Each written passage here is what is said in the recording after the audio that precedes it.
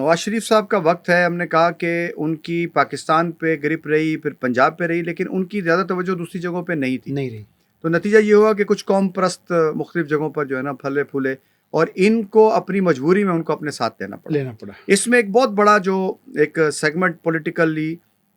جو ہوا تو خاص ایک پاکستان کے ایک حصے میں تھا، لیکن اس نے پورے پاکستان کو کسی نہ کسی حد سے متاثر کیا، اور اس کلچر نے بھی پاکستان کے اندر جو عدم برداشت کی داغ بیگ ڈالی، اور اس کے نتیجے میں قتل و غارت گری اور مار دینا اور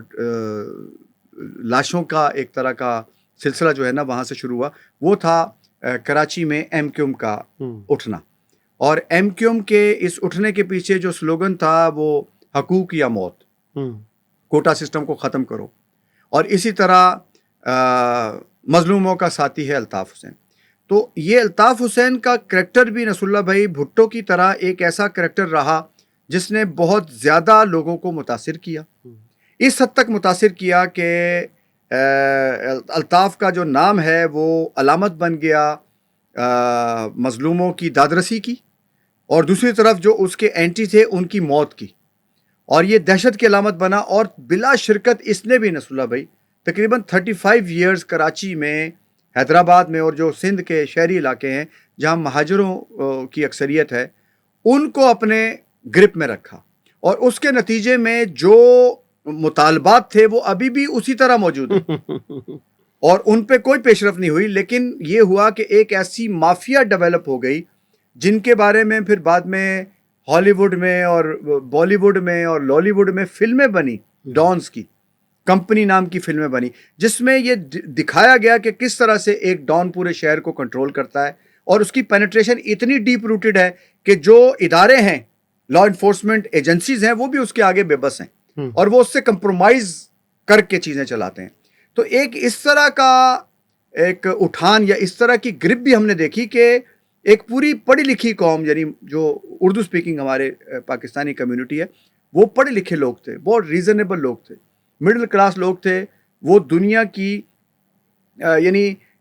آگے بڑھنے کا جذبہ بھی رکھتے ہیں. جو ہم بات کرتے ہیں کہ مڈل کلاس ہی ہے جو کچھ کرتی ہے، اتنا بڑا موب 100% کسی کے پلڑے میں پہنچا ہو، اور آخر میں ہم ایویلویٹ کریں کہ اس نے کیا کیا ہے، تو کچھ بھی ایسا نہیں ہے کہ جو اس کے نتیجے میں بھی ہو سکا ہو. تو ہوا یہ کہ یہ ایکسپلائٹ کرتے رہے سارے لوگ ان وقتی نعروں کو اور ان ایموشنز کو جو لوگ ان نعروں کی بیس پر ان لیڈرز کو دیتے رہے، اور وہ لیڈر اس کی مزے لیتے رہے، اور اس کے نتیجے میں انہیں کچھ نہیں دے سکے. تو یہ بھی ایک سیگمنٹ جو ہے نا اسی نواز شریف صاحب کے پاکستان کے دور کا ساتھ ساتھ چلتا رہا، اور نواز شریف صاحب نے اس کو فل سپورٹ کیا اور ہر موقع پر اس کو اپنے ساتھ لے کر چلنے کی کوشش کی، اس لیے کہ انہیں اپنی فیڈرل ڈومیننس برقرار رکھنے کے لیے اس طرح کے مختلف سیگمنٹس کو اپنے ساتھ ملانا تھا. اس سب کے باوجود بھی کہ وہ پاکستان کی سالمیت پر بھی کھل کر بات کرتے رہے اس کے خلاف، اور انڈیا جا کر پاکستان کے بننے کو بہت بڑا فراڈ قرار دیتے رہے. لیکن چونکہ اقتدار کی جو غلام گردشیں جو آپ کہتے ہیں، اس کا تقاضا یہ تھا کہ نواز شریف صاحب ان کو اپنے ساتھ کسی طرح رکھیں، تو وہ ایک طرح کا بلیک میلنگ والا جو عنصر تھا وہ بھی پوری طرح سے ہماری اس پہ چھایا رہا. تو یہ جو کلچر تھا جس میں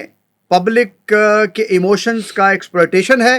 اور جو مینڈیٹ لے کر جانے والی لیڈرشپ ہے اس کی طرف سے کرپشن ہے، بدعنوانی ہے، وسائل پہ قبضہ ہے، اور اپنی منمانی ہے، اس کے نتیجے میں جو پاکستان یہاں پر ڈیولپ ہو رہا ہے نا نصر اللہ بھائی، وہ اتنا ڈینجرس پاکستان تھا کہ ایک ریزنٹمنٹ اس پاکستان کے حوالے سے پورے پاکستانی عوام کے دلوں میں بس رہی تھی. اس آواز کو آواز دینے کے لیے پھر ایک اور سلوگن جو ہے وہ سامنے آتا ہے جو ان سب کو ایک طرح کہ تکڑی کا ناچ دکھاتا ہے، ان کو سائڈ لائن کرتا ہے. اور اس نے اس نعرے کو بھی استعمال کرتے ہوئے کیا کیا وہ بھی ہم ذرا اگر آگے چلیں گے تو ہم پاکستان کو ایک مظلوم شکل میں ہی کھڑا ہر جگہ پائیں گے.